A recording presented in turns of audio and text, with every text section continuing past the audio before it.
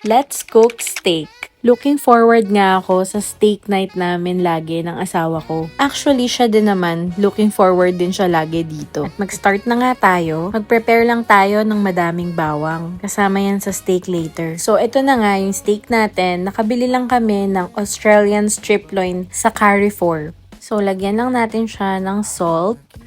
I-rub in din natin yan. At yung kabila din naman. Himalayan salt nga yung gamit ko dyan. Arte! Huwag kayong matakot na damihan yung salt kasi ganun talaga siya, sabi ni Gordon Ramsay. Uy! Hindi, ganun talaga. Damihan niyo yung salt kasi raw pa yan. Hindi na yan magiging maalat kapag nilagay nyo na dun sa pan.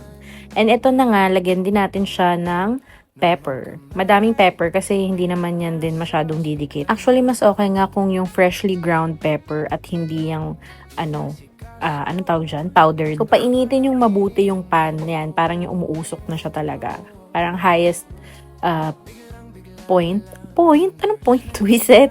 Ayan, perfect na nga siya. Naglagay na rin tayo ng butter. Tapos, ilalagay na natin yung ating steak. Ganyan. Mabilisan nga lang yan.